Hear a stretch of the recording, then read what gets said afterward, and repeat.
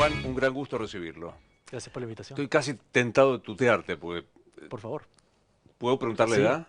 sí, lo que sea. ¿Qué edad tenés? Yo tengo 49 años. Absolutamente insoportable esto. Gracias por venir, realmente es un gran gusto. ¿Cómo te gusta que te presenten? Bueno, ex asesor del presidente Biden y ahorita soy becario residente en la Universidad de Georgetown.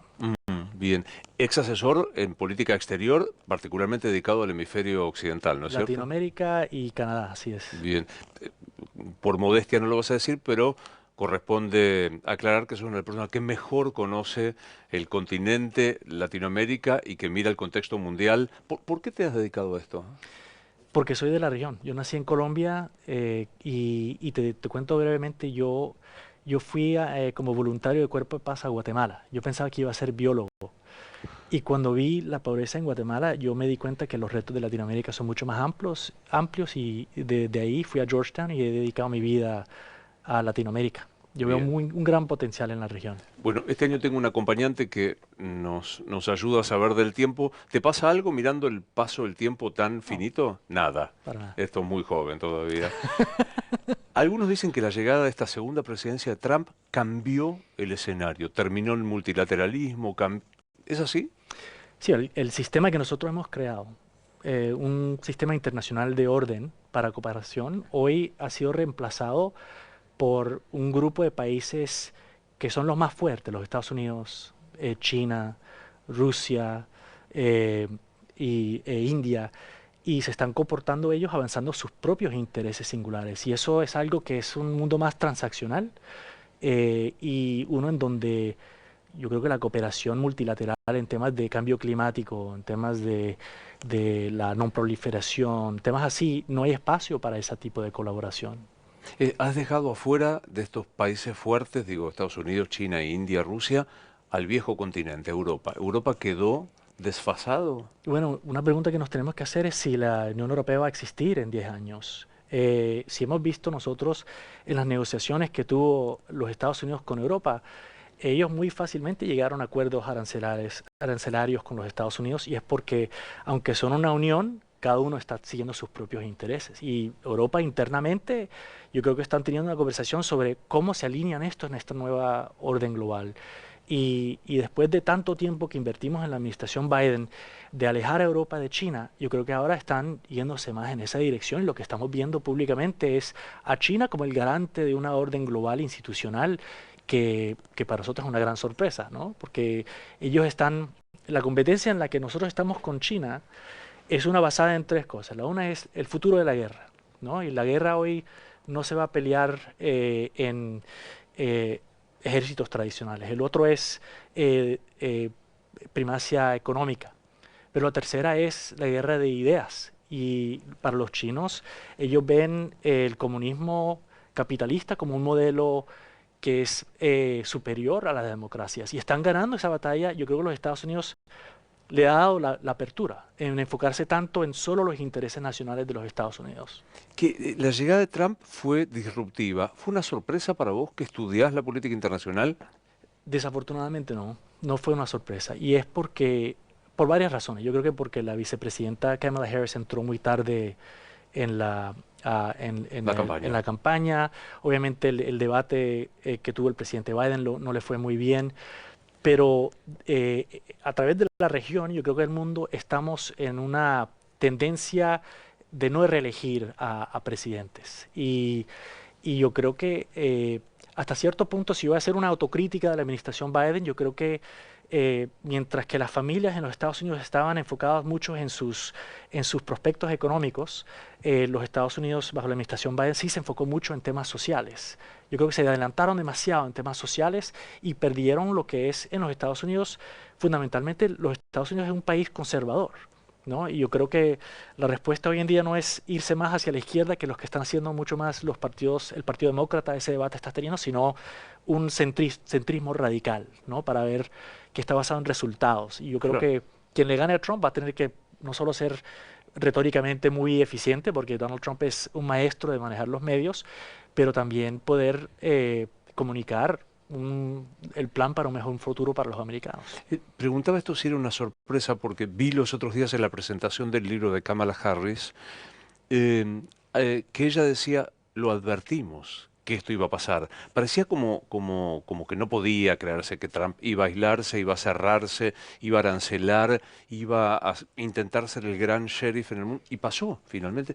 Harris lo dijo en el debate, lo dijo en muchos de sus Así discursos, es. ¿no? Sí, y ahora yo creo que mucha gente se está arrepintiendo de su voto porque el presidente está haciendo exactamente lo que él dijo Claro. que iba a hacer. Él lo hizo en la misma campaña. La gente que lo defendió dijo, no, no, Trump está diciendo eso para hacer campaña, cuando entra a gobernar va a ser diferente, va a ser más responsable, no lo fue. Y ahora él, que no tiene que preocuparse por otro periodo, ahora él puede hacer lo que él quiera. Y él está muy enfocado en... Mira, la realidad es que el apoyo de Donald Trump, parte del apoyo que él ha tenido, viene de una de las pilares tradicionales del Partido Demócrata, que son los sindicatos. A Kamala Harris, los Teamsters no la endorsaron en la elección. Eso es algo que no ha pasado en muchísimo tiempo.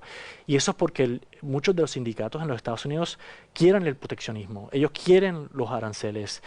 Y eso es algo que fundamentalmente, eso, y yo creo que eh, un nivel de impacto económico que han sentido los americanos, que iba mejorando durante Biden, pero cuando sube el precio del huevo, nadie quiere oír Claro. pronósticos económicos que van más allá, ¿no? Totalmente.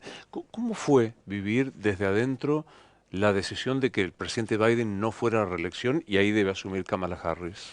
Te voy a decir, yo he pasado ya casi 11 años asesorando al expresidente Biden y lo conozco muy bien y yo tengo mucho aprecio por él y lo admiro porque yo sabía que él iba a hacer no lo correcto para sus intereses propios, sino los intereses del país. Entonces yo creo que la forma que se hizo fue muy fea, que a él lo empujaron un poco, pero al fin y al cabo yo creo que le mostraron las encuestas y él dijo, bueno, No. yo voy a echarme para atrás. Y eso yo no tenía duda que él iba a tomar la decisión correcta para el país, no para él. Hablemos un poco de Latinoamérica. Desde la Argentina siempre hay como una mirada a Estados Unidos. ¿Le importa Latinoamérica? ¿Le importa Argentina? ¿Qué importancia tiene para Estados Unidos Latinoamérica y la Argentina en particular? Bueno, yo creo que es una pregunta válida de que si los Estados Unidos le importa Latinoamérica, ¿no? Porque yo habían días en la Casa Blanca donde yo podía ir a la oficina oval, prenderme en fuego y nadie se hubiera dado cuenta, ¿no? Y eso es porque a veces los retos en otras partes del mundo Claro. eran mucho más amplios y los Estados Unidos en este siglo y en el pasado no tienen una buen récord en cuanto a conflictos armados y eso ha sido siempre lo que ha dominado la atención de los Estados Unidos. Pero Latinoamérica importa, ¿no? Y la Argentina, que es un país que yo amo muchísimo, importa también. Y yo te lo diría en dos partes. Lo primero es que en la competencia, en el juego de ajedrez entre los Estados Unidos y China, Argentina es una torre, porque es una economía bastante grande, es una en donde China está tratando de tener una entrada estratégica dentro del país y para nosotros es una oportunidad eh, darle una alternativa a Argentina. Y tenemos desde los tiempos de Menem una, un vínculo muy estrecho con Argentina que se perdió en el 2001. Durante la administración Biden tratamos con el embajador Jorge Agüello volver a construir la fundación de esa relación basada en temas como derechos humanos, la no proliferación, cooperación en temas climáticos y volver a construir esa relación histórica, eh, pero, pero esa es la política, es una distracción, no solo en los Estados Unidos, pero también aquí en Pero Argentina. subrayo algo para los que sabemos jugar al ajedrez. No es un peón, no es un caballo, es una torre. O sea, Sí. es una pieza importante dentro del tablero. Yo diría que importante más allá que Brasil, porque en Brasil la tradición de política internacional es número uno Brasil, tratar de ser el hegemón de Sudamérica, y es una donde tienen afinidades más con Europa y con Asia, mientras que Argentina es una economía enorme, muy relevante, recursos amplios, una capacidad bastante grande, pero que tiene instintos de afinarse con los Estados Unidos. Entonces, para nosotros es una apertura obvia. El reto para nosotros es que los Estados Unidos, desde la Segunda Guerra Mundial y de la Guerra Fría, las herramientas que hemos tenido de relaciones internacionales son para pelear guerras y para ir en países pobres. no en países de medio y medio alto ingreso como Argentina. No tenemos las herramientas para competir con China en Argentina. Pero es muy interesante. Argentina, dirías vos, es más importante que Brasil desde este punto de vista. Sí, así es.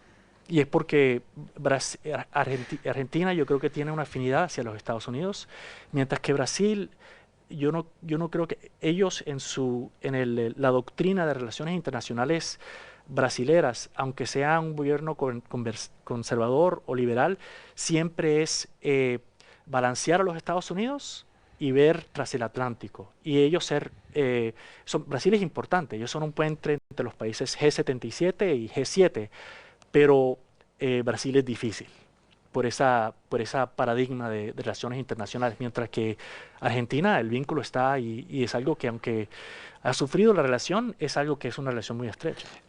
Tratemos de trazar como una calificación de cómo fueron los gobiernos. Dijiste recién, con Menem fue un gran vínculo, de hecho se estrecharon muchísimo las relaciones. Después vino el kirchnerismo, bueno, de la Rúa, Dualde, vino. ¿Con el kirchnerismo el vínculo fue? Uy, yo creo que fue muy negativo y yo creo que todo tenía que ver con lo que pasó con el Fondo Monetario. Nosotros, bajo la administración Bush, la preferencia fue ayudar a Uruguay y no a Argentina. Y yo creo que eso llevó a una ruptura que duró casi 2 décadas, ¿no? Yo creo que algo tiene que ver también que Uruguay tomó una ruta diferente en cómo manejar la crisis económica, pero abandonar a un país como Argentina en el momento donde más lo necesitaba, yo creo que ha tenido un impacto no solo entre el kirchnerismo y los Estados Unidos, pero también si uno ve las encuestas, en ciertas áreas los Estados Unidos no es muy popular aquí en Argentina. Y yo Claro. creo que es por esa historia. Y la llegada de Milei, bueno, con Macri fue también un muy buen vínculo. Sí, y porque era también una administración republicana. Eh, Claro. pero sí, mira, y podemos hablar más de esto. Yo no sé por qué el Fondo Monetario aprobó la cantidad de ayuda que se La le más dio grande de la durante historia. más de historia y que nunca se va a poder pagar. Los 50.000 millones que Sí. nunca se... Y hacerlo se hizo, yo creo que en gran parte por razones políticas en los Estados Unidos, se apoyó en el Fondo Monetario, aunque el gobierno de Macri sí supo muy bien en manejar la macroeconomía. Yo creo que puso a Argentina en una situación donde hoy, si uno ve los pagos de deuda que están haciendo hoy, este año, el próximo año bajo Milei, eso es un peso económico sobre este país que está frenando la recuperación económica. ¿Cuál es el vínculo o el acercamiento que hay desde la administración Milei con los Estados Unidos? Bueno, nosotros, para comenzar con Biden, la política nuestra hacia la región era que no importase dónde esté un líder en el espectro político, si fuese elegido y gobernada de forma democrática, íbamos a trabajar con ellos. Entonces, el ejemplo de Gustavo Petro, de izquierda, fue elegido, no teníamos muchas áreas de diferencia con él, pero teníamos intereses y teníamos que trabajar.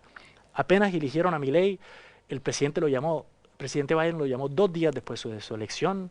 Bajamos Jake Sullivan y yo, nos reunimos con él, mandamos a alguien de alto nivel a su delegación, porque queríamos mandar la señal de que el compromiso nuestro no es con Milei, es con el pueblo argentino, no importa quién Gobierno gobierne. electo, gobierno democrático y ejercicio del gobierno. Exacto. Y sí apoyamos mucho en el Fondo Monetario. Hoy en día yo creo que la afinidad es mucho más ideológica, pero hay que, mira, yo tengo que decir, el discurso que dio Milei el domingo a mí me sorprendió. Viniendo del discurso tan polarizante que se viene en los Estados Unidos, donde él dijo, se admiten errores, hay que corregir, ¿cierto?, el camino.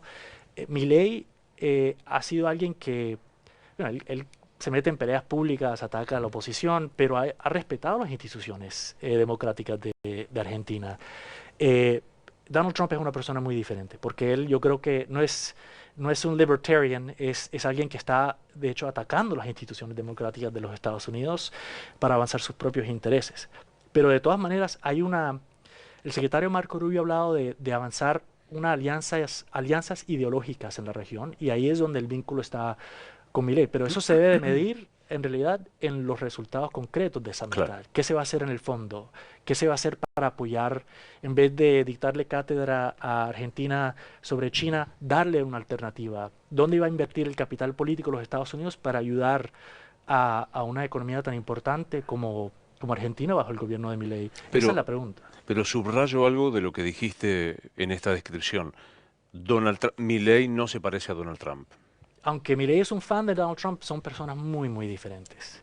Porque Donald Trump, bueno, ¿por dónde comienzo con Donald Trump? ¿No? Que él Claro. ha estado avanzando los intereses comerciales de su propia familia, no ha respetado, él ha atacado a los medios, sus enemigos, ha demandado a los medios cuando no le gusta qué están diciendo. Es algo que para nosotros, yo mira, no quiero ser sensacionalista, pero me recuerda hoy Donald Trump mucho a los primeros días de Hugo Chávez.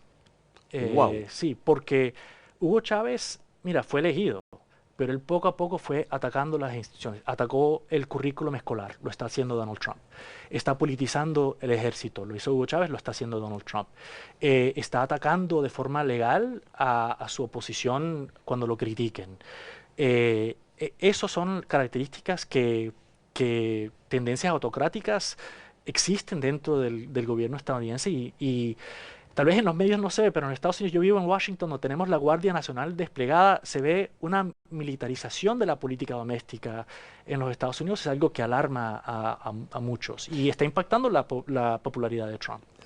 Asumo que también con este análisis que se hace hoy día del cuestionamiento de la democracia liberal, esta democracia que no da el resultado y que a algunos les permite avanzar sobre las instituciones, ¿no? Sí, y si uno ve, por ejemplo, Chile antes de la llegada de Pinochet, y no voy a decir que habrá un golpe militar en los Estados Unidos, pero la razón por la que llegó Pinochet al poder es las elecciones en Chile se ganaban por márgenes más y más pequeñas, el discurso político mucho más polarizado y al fin y al cabo llegó el ejército y dijo, bueno, ustedes los políticos no saben hacer qué están haciendo, nosotros vamos a tomar, es una simplificación obviamente, pero en los Estados Unidos ahorita eso está pasando, la polarización política no se está, hoy el día es, los republicanos odian tanto a los demócratas que están dispuestos a echar allá los valores que han fundado al país de los Estados Unidos con tal de controlar el poder y destruir a los demócratas. Y los demócratas que yo creo que bajo la administración Biden dependían y se aseguraban muchos en las instituciones democráticas, hoy yo creo que se han un poco radicalizados, porque están viendo que están defendiendo a los Estados Unidos de un ataque autocrático por parte de Trump. ¿Cómo ves el fenómeno de la persecución, vos me dirás, a la inmigración en los Estados Unidos? Bueno, tengo que decir que la razón por la que estamos es que no se ha podido pasar legislación en los Estados Unidos para reformar el sistema migratorio, aunque han existido iniciativas bipartidistas muy, muy buenas, que no solo incrementan la seguridad en la frontera, pero también crean canales para nacionalización, etcétera, y han sido los republicanos que han frenado esos proyectos de ley. Yo pienso que el caos en la frontera es algo que ha favorecido a Trump en su campaña, lo ayuda a él domésticamente, eh, pero el balance de la migración que ellos han hecho yo creo que hoy en día en los Estados Unidos hemos combinado la guerra contra las drogas con la guerra contra el terrorismo y una militarización doméstica que tiene características fascistas. Y eso es algo que yo creo que es bastante alarmante y es algo que en la migración hoy en día, mira, yo creo que hay elementos del Partido Republicano que ven la diversidad que está caracterizando a los Estados Unidos como una amenaza a los valores tradicionales del país. Y ellos apoyan un enforzamiento en contra de la migración. Pero yo creo que en este momento hasta lo ven periodistas conservadores están criticando al presidente por pasarse un poco, porque ellos dijeron originalmente que iban a deportar a los criminales violentos y la realidad es que la mayoría de la gente que se está deportando son personas que tal vez llevan 10, 20 años en el país y cuyo crimen fue solo entrar ilegalmente a los Estados Unidos. Pero el resultado, ¿sabes qué es? En Venezuela, normalmente estamos viendo un flujo migratorio de Venezuela por la derecha hacia los Estados Unidos. Está teniendo éxito esa política migratoria de los Estados Unidos. Están regresando, pero no va a durar. Yo creo que en algún momento las cortes ahora le están dando derrotas a Trump y le están quitando un poco de espacio en el área migratoria y a menos que uno tenga una política más holística, es decir, no solo poner un muro, sino invertir en los vecinos para que los inmigrantes no No quieran quiero irse. venir, claro. Esa es la respuesta más sostenible que existe. Has traído Venezuela varias veces y quiero preguntarte tu opinión sobre lo que es hoy el conflicto, movilización de tropas, de naves, amenazas de los objetivos de narcotráfico en Venezuela son objetivos americanos. Lo que está haciendo los Estados Unidos hoy en día no es lo caracterizan como una iniciativa antinarcóticos, pero si uno mide la política, verá que la mayoría de la cocaína que entra a los Estados Unidos, 2/3 entra por el Pacífico. Y si fuesen a hacer un despliegue, lo debieron hacer con la guardacostas, porque la guardacostas, ellos tienen las autoridades legales, tienen la experiencia y tienen acuerdos con los otros países para coordinar estos esfuerzos. Este show de fuerza por parte de la administración usando el ejército es algo que sí tendrá impacto mientras estén los barcos en el Caribe, pero apenas lo saquen, el narcotráfico va a regresar. También a la vez han recortado los fondos para reducir la demanda en los Estados Unidos. Entonces, en realidad yo creo que se tiene que ver el despliegue militar que incluye una flotilla, incluye 2 submarinos nucleares, lo suficiente para tomar los puertos dentro de Venezuela, aunque no tienen suficiente gente. La intención es política para tratar de conseguir de que el mismo ejército saque a Maduro, pero el efecto ha sido lo contrario. O sea, la intención es provocar un golpe de Estado interno. Así es. Yo creo que es en la primera instancia. Yo creo que esto va a seguir escalando. Ellos en ese despliegue tienen más de 200, 250 misiles Tomahawk y los van a usar. Yo creo que ellos van a eventualmente atacar dentro del territorio venezolano, sea una pista de aterrizaje clandestina, tal vez van tras Claro. las bases del Ejército de Liberación Nacional en el occidente y después de ahí cuál va a ser el próximo paso. Si no remueven a Maduro internamente el ejército, que no lo va a hacer, um, ¿cuál es el próximo paso? Yo creo que el peligro aquí, y muchos de los medios que yo he estado hablando, he estado levantando esta pregunta, es, hoy en día en Venezuela existen los ingredientes para un conflicto interno similar al que ha sufrido Colombia por mucho tiempo. Y la idea de que nosotros para resolver el problema de Venezuela es solo cambiar a Maduro y poner a Edmundo González, quien ganó las elecciones el año pasado, hay que reconocerlo. Eso yo creo que es un poco ingenuo. Yo creo que esto va a tomar 10, 20 mil marinos dentro del territorio venezolano si en realidad quiere garantizar la seguridad de un gobierno de Edmundo González. Y la pregunta que nos tenemos que hacer nosotros los americanos es, ¿queremos otra guerra? Porque no tenemos un récord muy bueno este siglo y en el siglo pasado, y este tipo de intervenciones en Latinoamérica, comparado al Medio Oriente, tal vez han tenido mejor éxito, pero es un low bar, ¿no? Claro. Para tener... Pero es muy impactante pensar en un despliegue primero para provocar un desorden interno, luego la intervención directa de los Estados Unidos en territorio venezolano y finalmente esta ocupación, estoy entendiendo que estás diciendo, de Marines en el territorio de Venezuela. Sí, es un gran peligro. Y yo creo que ese debate no se está teniendo en los Estados Unidos. Y mira, y mucho de esto está siendo liderado por Marco Rubio. Y él tiene una base política en el sur de la Florida. Tiene una diáspora venezolana, una diáspora cubana, que apoya esto. Ahora Marco Rubio le tiene que vender esto al resto del país. Y si uno ve en los medios, es difícil, nadie va a derramar una lágrima por un narcotraficante No, muerto, claro. ¿no? Y el uso del ejército conceptualmente en contra de los carteles tiene sentido. Pero la realidad es que esto no tiene que ver con el narcotráfico, mucho más que ver con un proyecto neoconservador para tratar de hacer cambio de régimen en Venezuela, pero no van a terminar en Venezuela. Comienzan en Venezuela y que vamos a Cuba, y después vamos a Nicaragua. Y la pregunta que nos tenemos que hacer como americanos es si vamos a mandar jóvenes de 18 a 19 años a morir por problemas que otros pueden resolver mediante otros canales. Porque mira, la ruta de la negociación ha sido criticada, yo he sido criticado directamente por negociar, aunque el enviado especial del presidente ha hecho lo mismo, Richard Grenell, en negociar con Maduro. Negociar con un régimen autocrático no es un premio, es cómo avanzan los intereses nacionales de tu país. No estoy de acuerdo contigo, yo tengo que estar dispuesto a hablar directamente contigo sobre esos desacuerdos. Y no hacerlo solo, o sea, hay que poner presión, no hay que hacer sanciones. Pero lo que está haciendo ahorita la administración de sanciones sectoriales, la amenaza del ejército, la historia ha demostrado que no tiene resultados esa estrategia. Maduro dijo ayer, vienen por nuestro petróleo. Sí, Donald Trump quiere el petróleo, pero también tú ves, Venezuela tiene las reservas de oro más grandes de Latinoamérica, tiene minerales críticos, y ellos hace año y medio, por accidente, descubrieron 1 trillón de metros cúbicos, de pies cúbicos de gas natural. Y es posible que Venezuela tenga más reservas que Qatar en gas natural.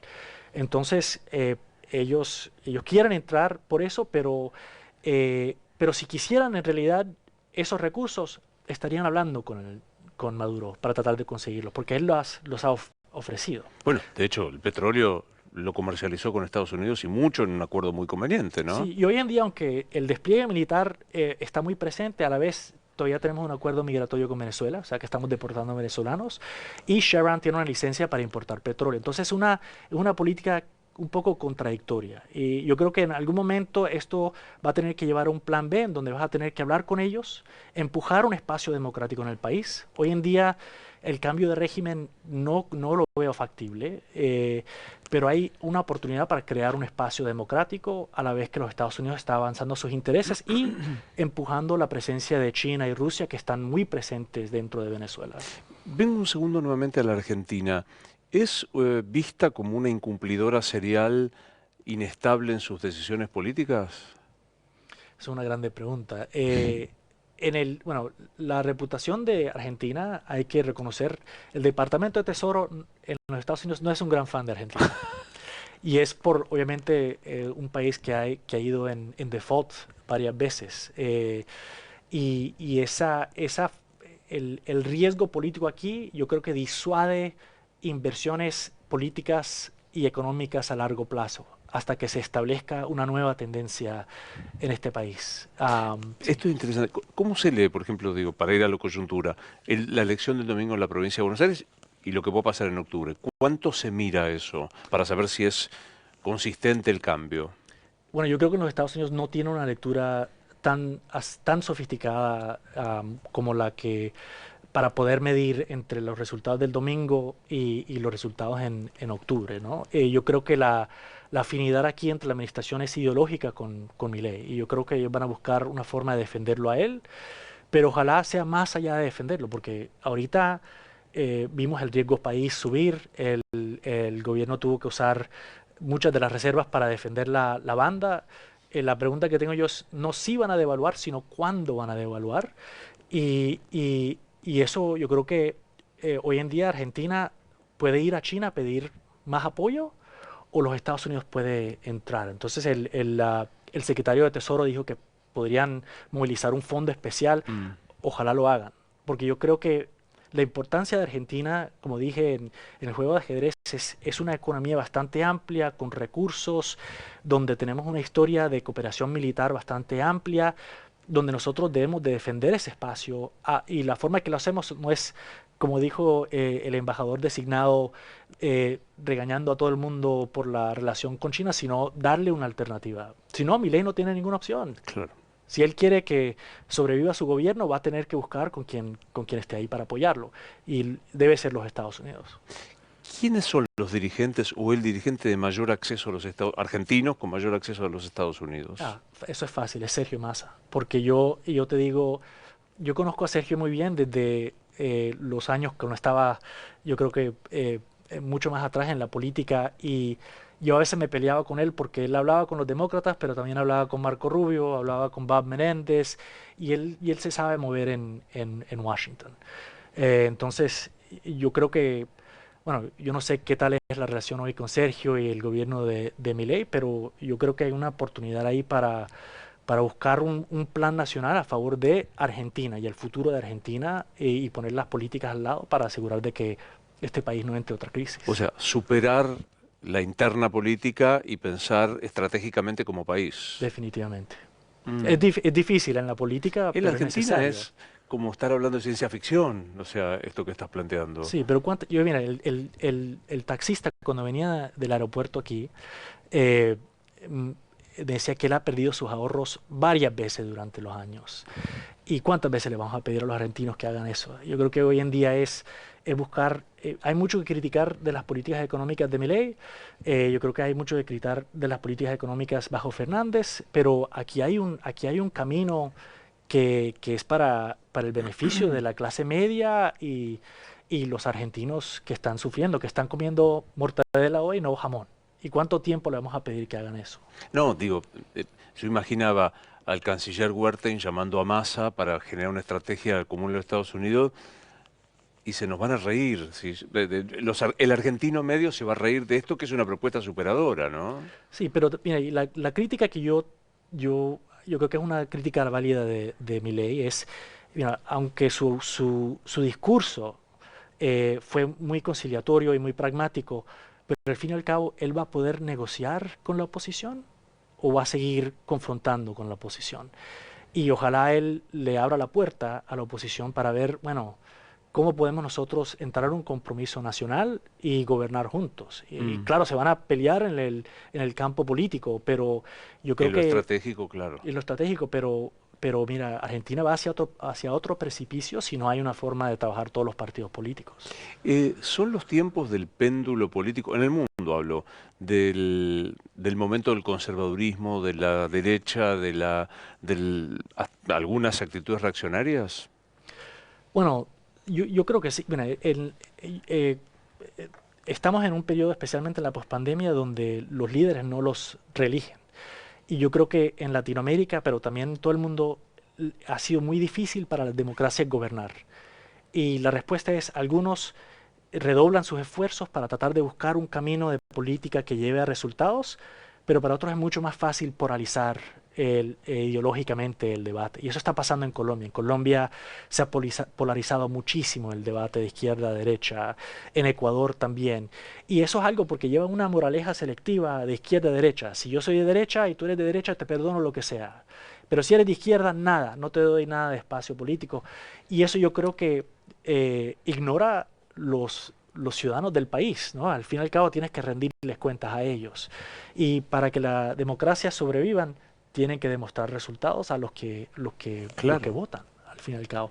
Pero es muy fácil decir cuando metes un error, echarle la culpa a la oposición, ¿no?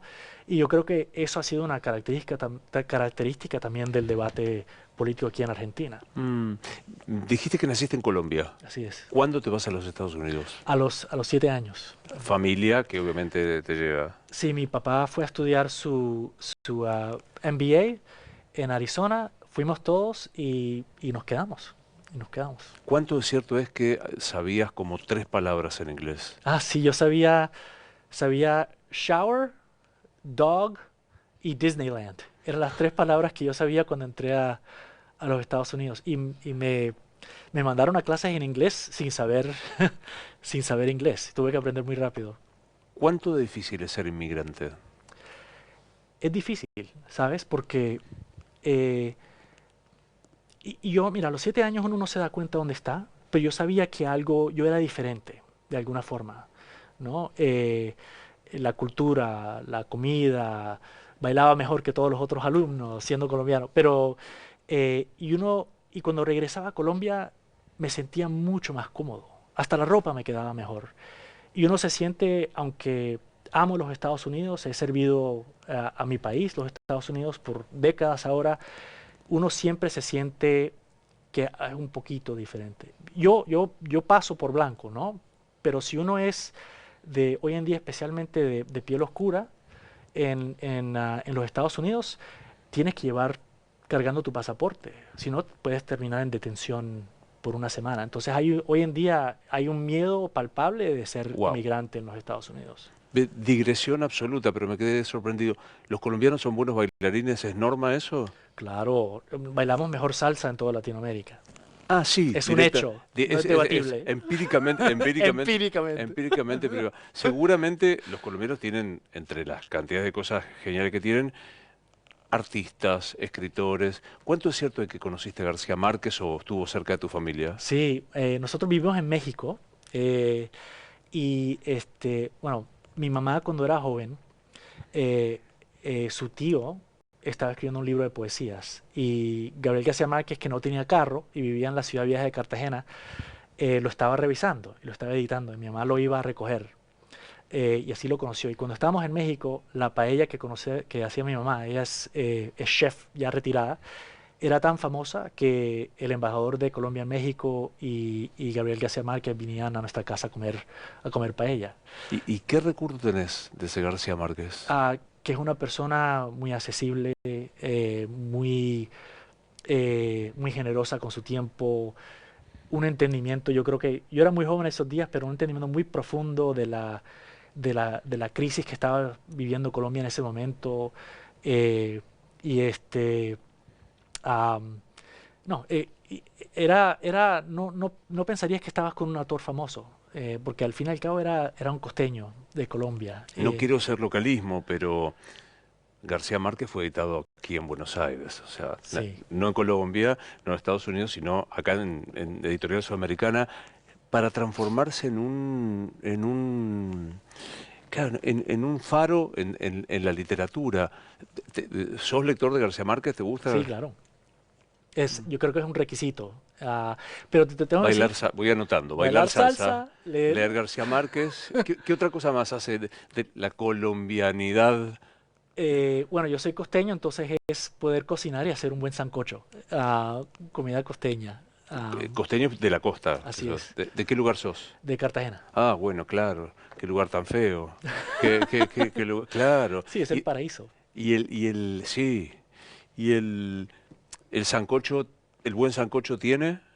Bueno, tiene de todo. El buen sancocho toma todo el día hacer. Le haces un caldo, le metes cerdo, le metes carne, le metes maíz, lo cocinas todo el día, te vas a la playa y regresas y se comen con totumos, tradicionalmente. ¿Se comen con? Totumos es una, no sé cómo describirlo, es como un vegetal, pero la Ah, parte de afuera, la concha del totumo es como una taza y se hacen cucharas claro. de eso, es lo tradicional. Calor. O Así sea, es. es Y genera. se come uno en el calor porque uno cuando sude se enfría un poco. Entonces eso es Ah, uno lo que va comiendo en el calor. dando. Sí, así Lo es. que va. ¿Qué es lo que más extrañas de Colombia, perdón?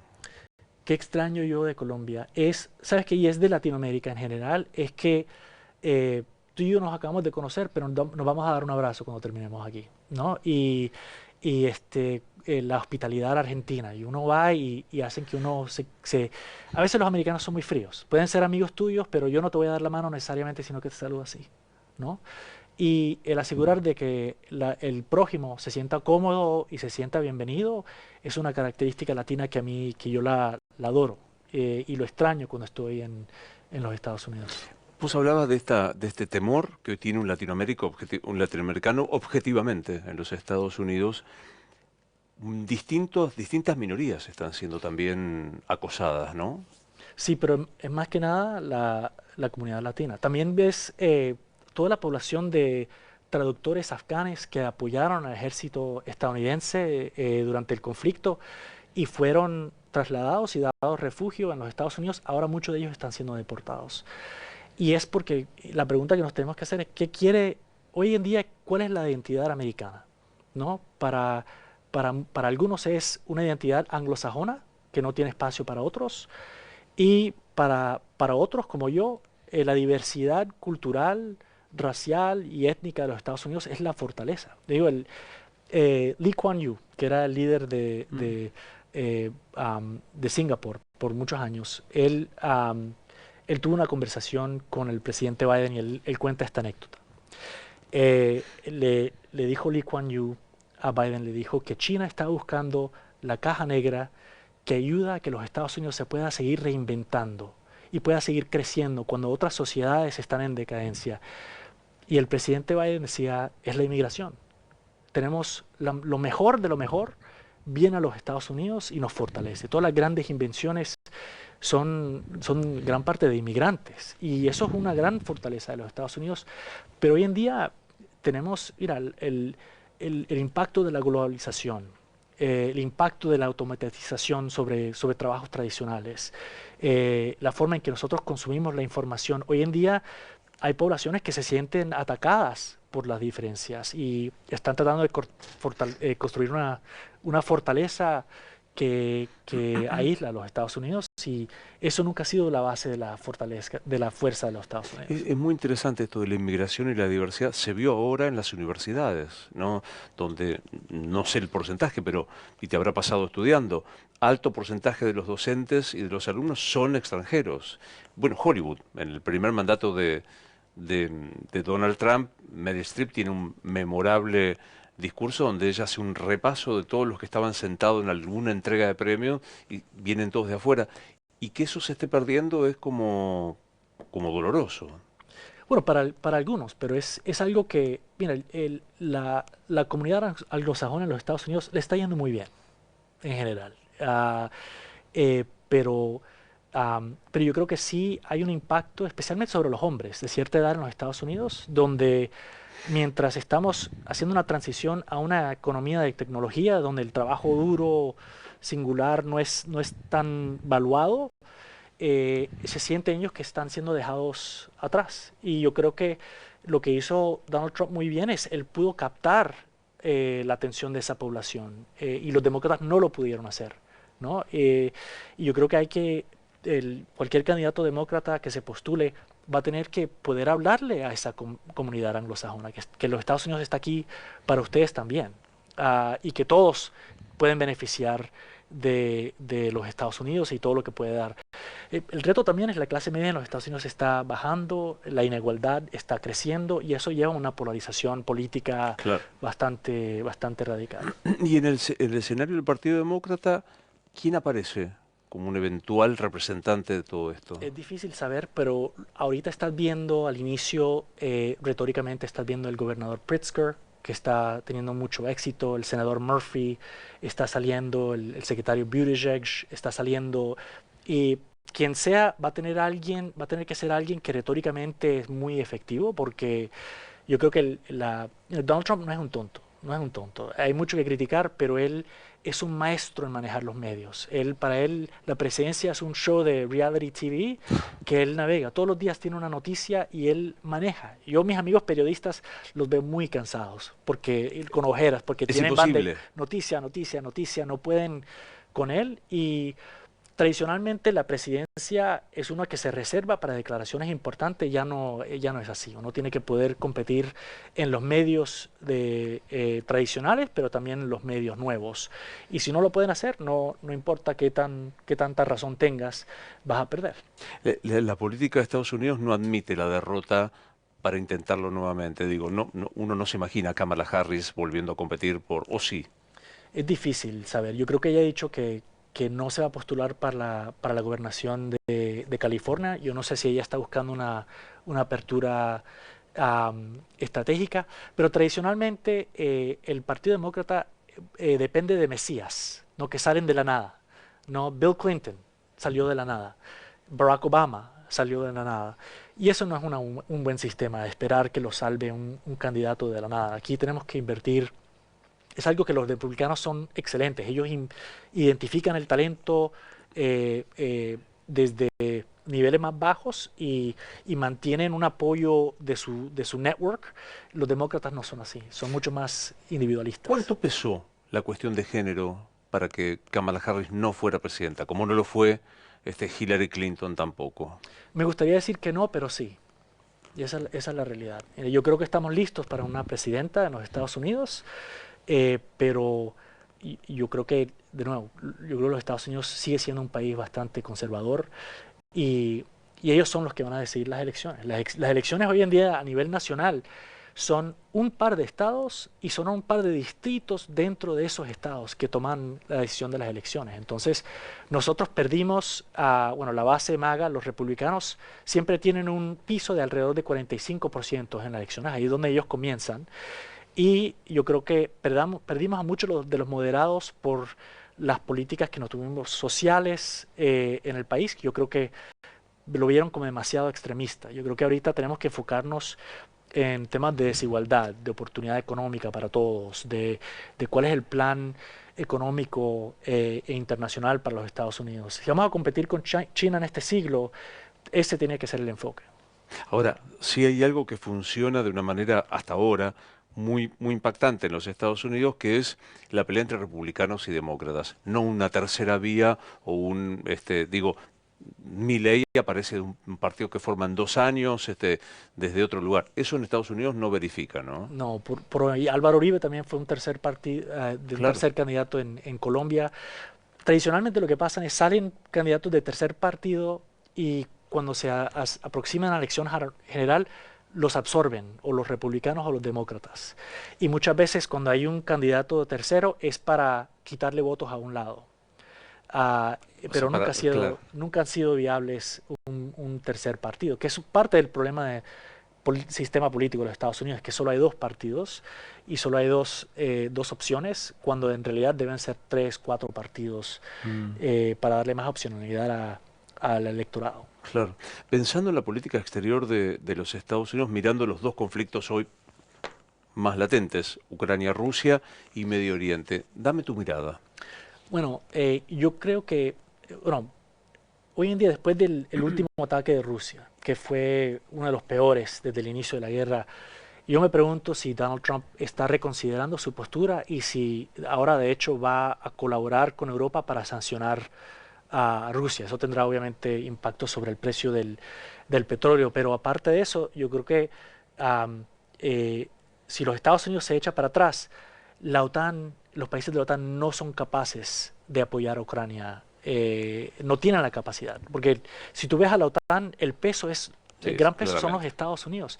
Y en el Medio Oriente, a mí lo que me preocupa fueron las noticias de hoy que Israel atacó En dentro de Qatar. Doha. Un conflicto más amplio dentro del Medio Oriente es algo que puede servir a distraer los Estados Unidos. Pero si uno ve la estrategia de defensa nacional que acaba de sacar los Estados Unidos, ellos han dicho que se van a salir del Medio Oriente, no van a enfatizar la competencia con China y se van a enfocar en el hemisferio occidental. Eso puede ser bueno, ¿no? Porque yo creo que hay amplio espacio de cooperación con países como Argentina, Colombia, para colaborar en esa área, pero tiene que incluir un elemento de transferencia de tecnología para asegurarle a los países de Latinoamérica que en este siglo, cuando se trata de inteligencia artificial, de quantum computing, cuando se trata de todos estos avances tecnológicos, que los Estados Unidos va a compartir eso y que vale la pena que Latinoamérica corra con los Estados Unidos. Aparte de eso, yo creo que va a ser más que nada un regreso a un playbook de más guerra friista que nada. Mm. Me quedo pensando, has estado cerca de Biden, del presidente Biden. ¿Cuánto la personalidad de un presidente influye en la determinación de una política de Estado? Es enorme, es enorme. Y yo puedo hacer una comparación porque yo también trabajé bajo el presidente Obama. Si yo iba a una reunión con el presidente Obama, le mandas un ensayo de 6 páginas, ya se la había memorizado. Y tenías una conversación con él de más que nada 5 minutos. Y él ya había preparado y ejecutaba. Cuando tú entras a una reunión con el presidente Biden, agendan 20 minutos, terminas 3 horas en la Wow, reunión, porque él quiere debatir todos los temas, te hace preguntas, no está de acuerdo contigo, llama a una persona y él quiere llegar a su propia conclusiones. conclusión sobre la política. Y eso es algo que influye mucho la forma en que se toman decisiones. En el proceso de Venezuela, por ejemplo, él tomaba todas las decisiones claves. Teníamos que ir a él para aprobarlas él directamente. Y él tenía un cierto punto de vista de cómo avanzarlo. Mm.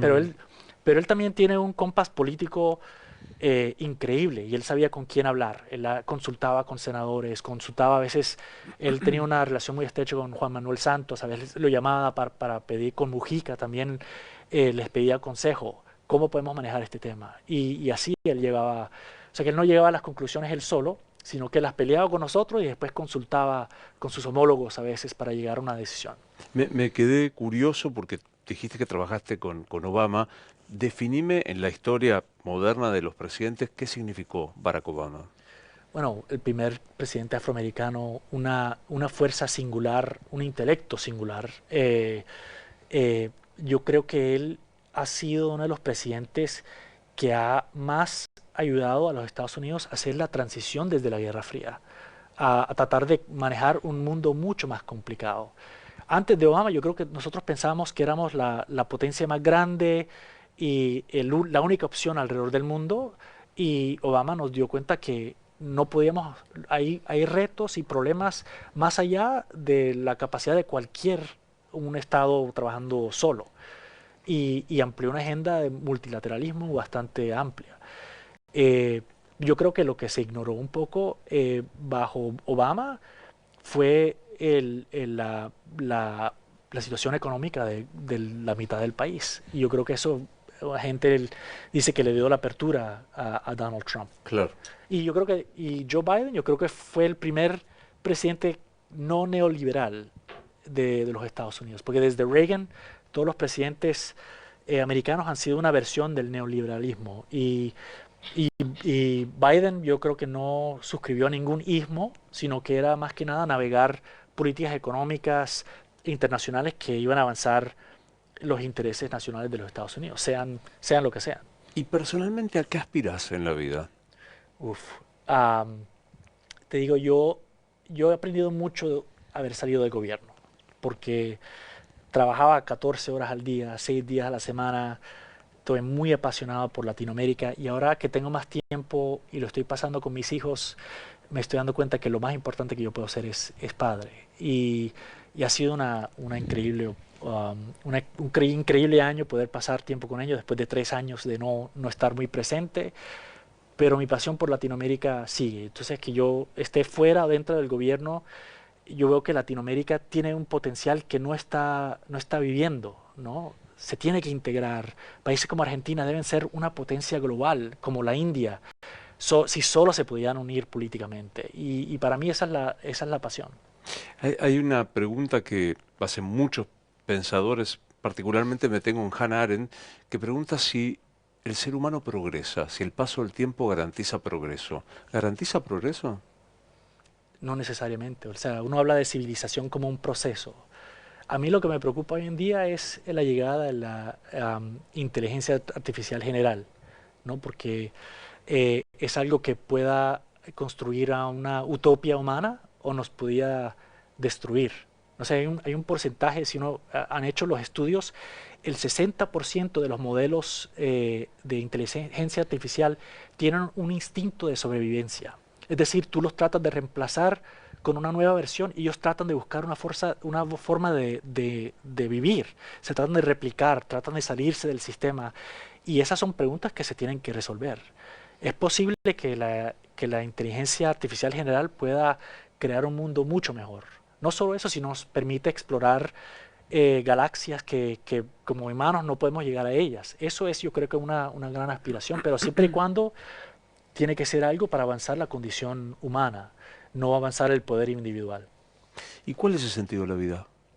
Uf, el sentido de la vida es perdurar, es siempre crecer, es introspección. am, y yo soy católico, es hacer bien. Dios existe. Dios existe, ¿Estás definitivamente. seguro? Bueno, tengo fe, tengo fe. Y yo creo que la vida más allá de la muerte existe. Solo tenemos que ver los resultados del domingo. El peronismo ha resurgido de la Es una muerte. buena metáfora. Es una buena metáfora. Sí. Es una buena metáfora. ¿Y qué imaginas? Digo, yo tengo formación católica, aunque soy agnóstico, pero el catecismo de cuando éramos chicos, íbamos, purgatorio, infierno, cielo, juicio final. ¿Qué imaginas que te va a decir Dios cuando llegues? Yo creo que yo vengo de una tradición jesuita y yo creo que es mucho más complejo. Yo creo que cuando me muera existe un Dios que no es necesariamente un individuo, sino que es una entidad que crece y yo voy a formar parte de esa entidad. Y yo mismo, los jesuitas dicen que tú mismo te juzgas a ti mismo cuando llega ese momento. Y para mí lo más importante en la vida es yo estoy haciendo lo correcto. Yo siento que cuando me vaya a morir he hecho la contribución necesaria y eso yo creo que va a ser lo que me va a llevar a una vida después de esto, sea la forma que sea, al lado de Dios, sea como figure, ¿no? Los jesuitas son mucho más teóricos y abstractos cuando se viene a la interpretación de lo que es Dios. ¿Y qué te pasó cuando un jesuita llegó al pontificado? A mí me inspiró. Yo creo que el Papa, especialmente argentino también, ese es el deber de la iglesia. La iglesia no es ser poderosa, no es influir a los políticos, no es meterse en las peleas políticas, sino enfocarse, no, darle a César lo que es de César y darle a Dios lo que es de Dios. Y ser un papa servidor es lo que es la misión fundamental de la Iglesia. A mí me inspiró muchísimo el Como Papa. corresponde en la Argentina, fue debatido en términos de grieta, o sea, bienvenido a la Argentina.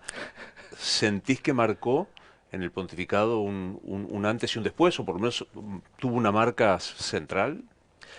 Bueno, yo creo que uno podía interpretar que las lecciones de la Iglesia tienden a ser más progresistas, ¿no? Porque tienen que ver con el prójimo, ayudar a los demás, tener ciertos valores, ¿no? Y seguir los 10 commandments, pero también es hacer por el prójimo. Y eso, para mí, fundamentalmente, esa es mi persuasión política. Siendo católico, pero también siendo demócrata, es si un gobierno no está haciendo algo para mejorar la vida de los que lo eligieron, no estás haciendo tu trabajo. ¿Tenés contacto con la Cancillería Argentina actual? Con el gobierno actual argentino, con elementos de ellos. Pero no voy a decir por qué, porque tal vez los despiden si saben que Conspira, hablan conmigo. Sí, claro. pero yo trato de hablar con elementos del gobierno de Milei, pero también del peronismo también. Es súper, súper americano con elemento. Suena rarísimo. El elemento parece como que fuera un artefacto, pero no estamos hablando de personas. Sí, sí. Bueno, ¿qué es el peronismo hoy, no? No sé, ¿qué Eso, es el yo peronismo? no O sea, sé cómo definirlo. si me lo podés explicar, te lo voy a agradecer. Empezamos de vuelta, o sea, no tengo ningún problema. Pero sí te digo una opinión, mira, el peronismo es uno de los pocos partidos en Latinoamérica que se ha podido seguir renovando políticamente y ha ampliado su base política. Eso es muy importante para cualquier partido político, porque si no terminas en una situación como la Concertación chilena, que se pusieron muy viejos no se renovaron políticamente. Un proyecto político tiene que seguir evolucionando y eso es algo que ha podido ser el peronismo. La Mm. pregunta que tengo yo es si ellos se van a adaptar a este momento postulando una visión económica que tiene coincidencia con elementos lo que está haciendo Milei, pero también se enfoca en lo micro, que es, mira, las políticas económicas a veces ignoran el impacto humano o lo ven como un camino hacia un fin, pero uno tiene que tener responsabilidad por la gente que está viendo la Claro. inflación, que está perdiendo sus ahorros. Hay que haber un balance. Pero vas a Washington y te pregunta un colega, ¿qué es el peronismo? ¿Qué contestás? Yo diría que es una sombrilla amplia de intereses a veces conflictivos, pero que Es termina genial. funcionando. Ni Potash pudo con eso. Es una gran, una sombrilla amplia con intereses contradictorios. Sí, así es. Una genialidad, me parece. Te lo voy a robar. ¿Es todo tuyo? Haré el copyright de- del caso. Em, por qué te apasiona Latinoamérica? Porque yo creo que porque vengo de Latinoamérica, pero también porque a través de la historia la gran debilidad de Latinoamérica es que nos dividimos nosotros, los unos a los otros. Y la fuerza de Latinoamérica viene en la integración y la unidad. No solo política, no estamos los de UNASUR como contrapeso contra los Estados Unidos, sino que ¿por qué es que no se puede construir una red eléctrica que va desde Argentina, Chile hasta México? ¿Por qué no pueden colaborar esos gobiernos para bajar el precio de la electricidad? Esos son, para mí las respuestas son tan claras, pero políticamente son muy, muy difíciles. Y es algo que hace falta un liderazgo político regional en Latinoamérica para tratar de empujar esa agenda de integración. Y a mí me apasiona. Y también como practicante de seguridad nacional estadounidense, la seguridad y la prosperidad de los Estados Unidos está atada muy cercamente a la de Latinoamérica. Cuando Venezuela sufre, caminan los venezolanos hacia los Estados Unidos. Entonces tenemos que invertir en la prosperidad, la seguridad y la estabilidad democrática de la región. También es, en gran excepción con el resto del mundo, la democracia es un dividendo estratégico para los Estados Unidos en Latinoamérica, porque tenemos una frontera con Canadá que está en paz, y en Latinoamérica nosotros hemos avanzado la estabilidad a través de las décadas de diferentes formas. No se Mm. nos olvidemos la Guerra Fría, pero hoy en día es la democracia la que a nosotros nos permite tener un liderazgo global como los Estados Unidos. Me ha gustado mucho recibirte. Gracias por venir. Para mí es un Que se placer. repita. Gracias. Igual, Gracias, gracias. muy amable.